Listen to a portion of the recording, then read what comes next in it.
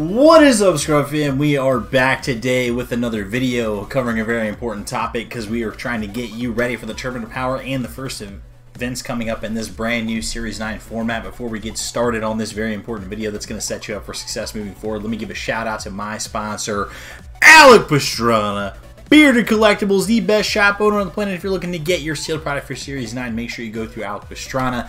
Alec will be in Vegas as well, so make sure when you see him, give him a shout out, because again, he is the best shop owner on the planet. So today we're going to be discussing something really important. We're going to be discussing deck selection, and most importantly, deck selection within a brand new format, an unknown format.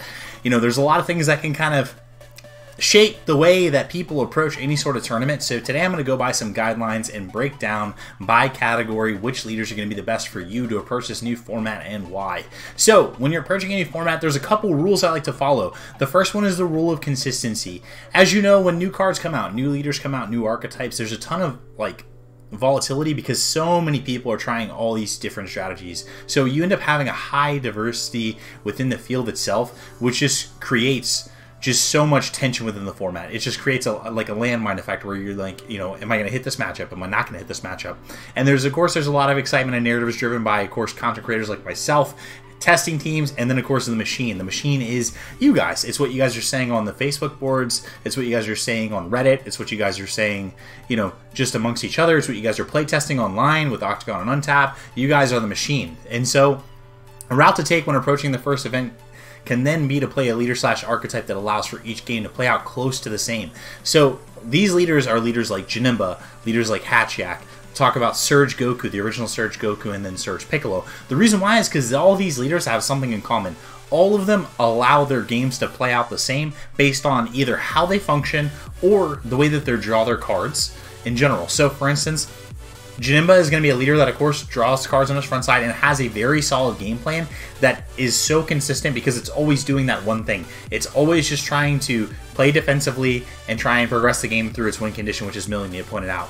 Surge Q sees so much of its deck, has the ability to leverage those powerful yellow cards, and just has a built-in engine within itself to be able to fuel the drop area for multiple things. And of course, like I said, sees the majority of its deck. And then the Awakened abilities just provide so much cushion. You can, you know, survive more turns. You can negate your opponent's field. Like the leader is so generically good and so consistent. Hatchiyak creates a game that's always going to go to the later turns just by the nature of the leader itself. So all your games play out almost identical all the time. And then of course Piccolo.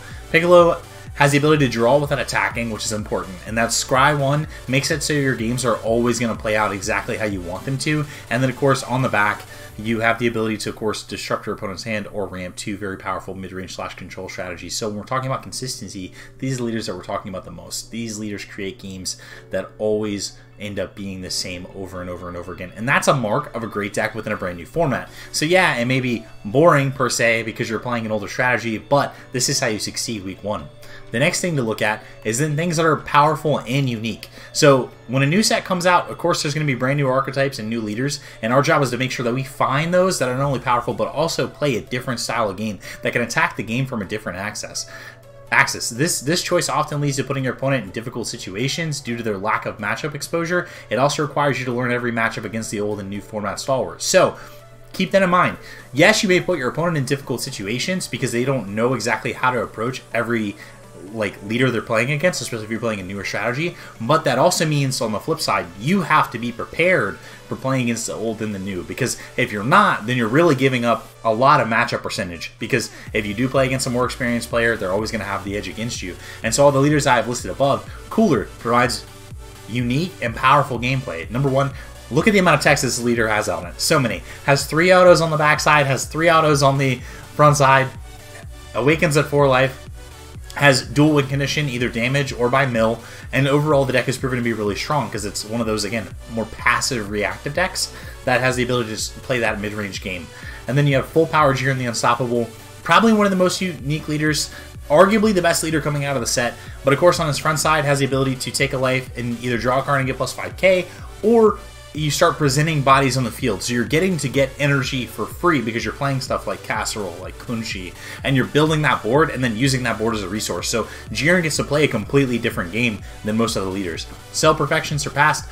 The front side, again, look at the top 5. More often than not, you're going to find the cards you want, and then you're going to be using your drop area as a resource throughout the duration of the game. So Cell, again, creates that unique game, and then the powerful cards in the Cell deck is the top end. So you have Cell, like Successor 9, Cell, Successor 6, Cell. You have, you can play yellow cards like Bardock Ape, you can play Saiyan Instincts, you can play Broly 6. So the deck itself just gets to play a lot of powerful cards, and the leader doesn't really have to attack to generate advantage. So this leader is going to be better in those matchups where the opponent is attacking it. So again, a more reactive leader that plays a really powerful passive game. And then of course, Ultra Instinct Son Goku limits or past the Invoker deck.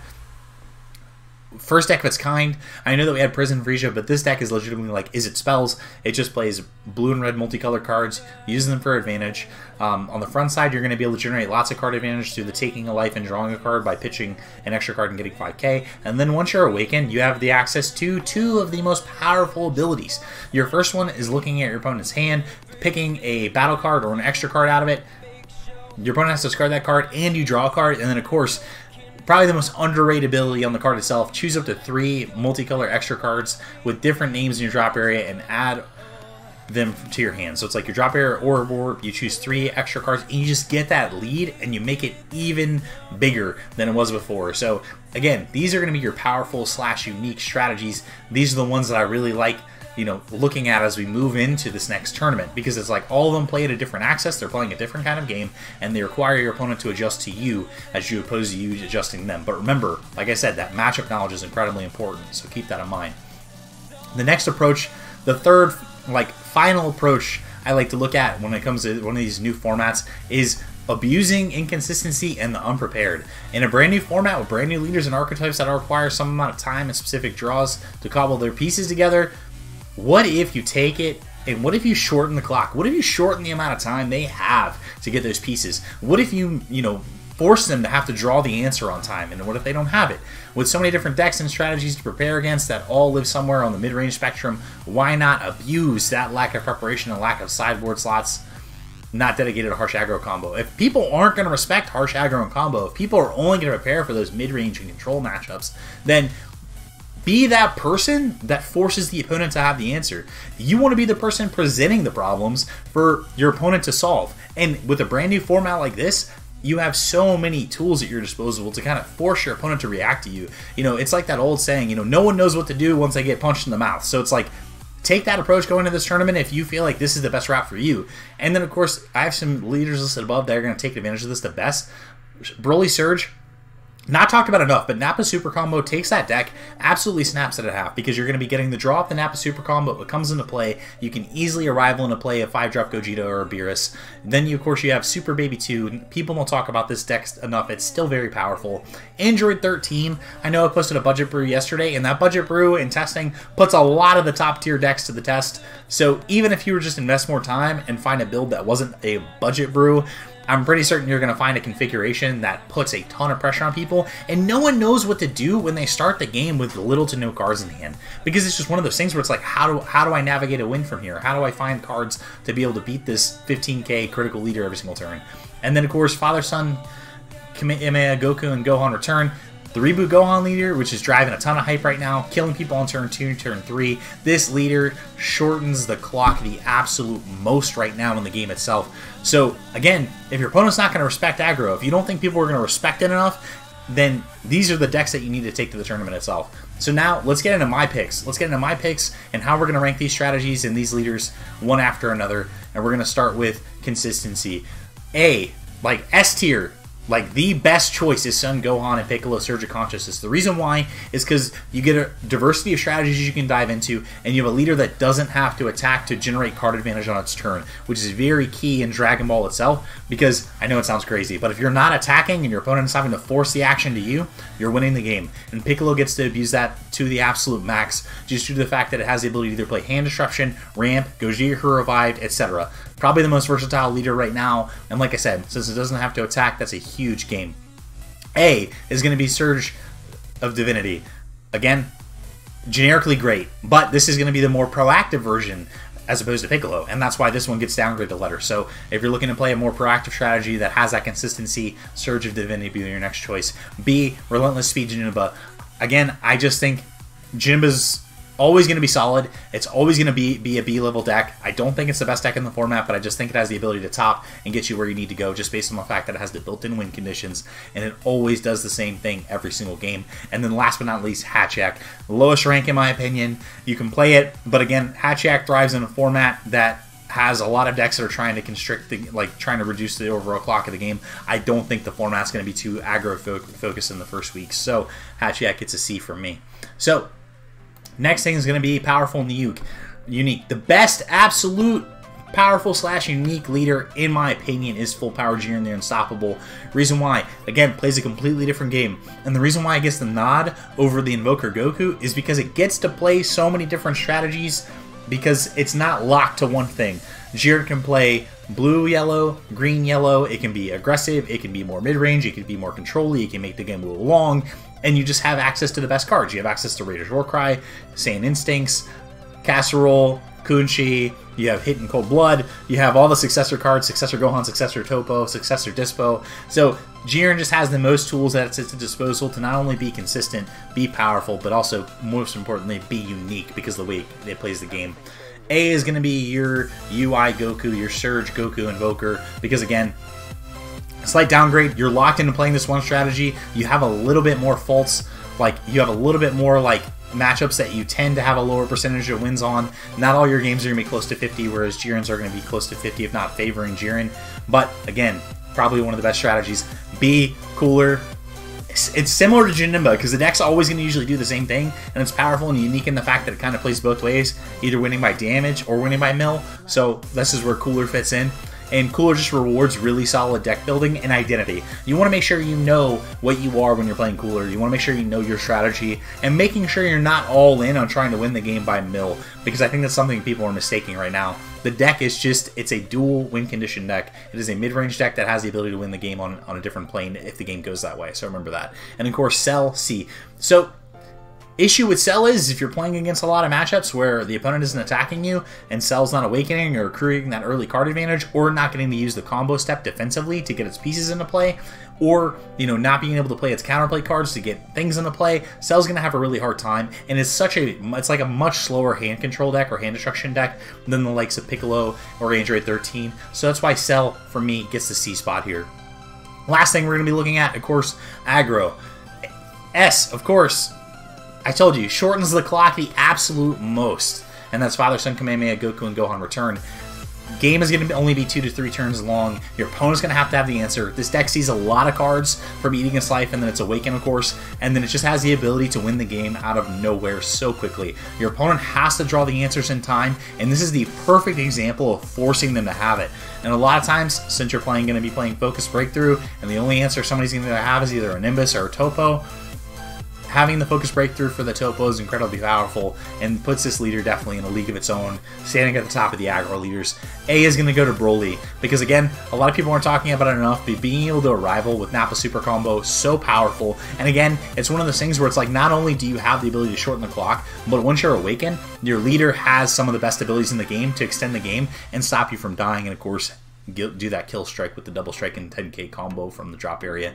B, controversial, but Android 13. I think any person that takes a solid constructed Android 13 deck and opens Android 14 75 to 80 to 90% of its games, that person's going to have a really strong day and push for a really deep run into the tournament itself. Because, again, not a lot of people can play against a deck when they have little to no hand size. Android 13 really condenses the game in that space and just has the ability to almost play this aggro control role where you're just like reducing the resources, putting the pressure on, and it's just like this lean effect. You just keep leaning on them, and then eventually the opponent crumbles. So I like Android 13 for the B spot, and then C goes to Baby. The reason why is because people know what Baby's about, people know how to play against it, and with Jiren being one of the best leaders right now, that really pushes Super Baby down a spot because Jiren just has such strong matchup against Baby. So that's where my rankings lie for aggro. I hope you guys enjoyed this video. As you can see, you have plenty of decks to choose from. I went over 12 leaders / archetypes themselves in this video that you can choose from, and it's kind of just picking where you want to be. Whether if you want to be that person that's abusing the inconsistency and the unprepared, whether if you want to be that person that's playing something powerful and unique and relying on your matchup knowledge, or if you want to be someone that's just playing something hyper-consistent that you're familiar with, there's tons of routes that you can go with. If I had to pick me personally, my top 3 decks right now are Green Yellow Jiren, Blue Yellow Jiren, and Invoker. I think Green Yellow Jiren is probably one of the best decks heading into week 1. Really hard to play against a more aggressive version of that deck itself. And then of course Blue Yellow I think is going to be better in the weeks to come. And then Invoker. I swear, if you're a person that learns this deck, learns the matchups inside and out, and Invoker is a fantastic week 1 control deck, because since you know all the matchups and since you know how to play the deck, like pilot the deck perfectly in those spots, you're going to pick up tons of matchup percentages that you normally wouldn't. So those are my picks. I hope you guys enjoyed this format of video. If you guys have questions, comments, concerns, personal crises, make sure you put them down in the comments. Also, be sure to click that subscribe button and like this video. Make sure you share it with your friends and family. And again, make sure you subscribe, because if you do, you have a chance to win that Android 13 deck profile from yesterday. If you're looking to get better at the game on a consistent basis, make sure you follow us through the Patreon. The link will be down below. And then also make sure you go through beardcollectibles.com for all your sealed product needs. Again, hashtag ScrubFam is best fam. Okay, thanks. Bye!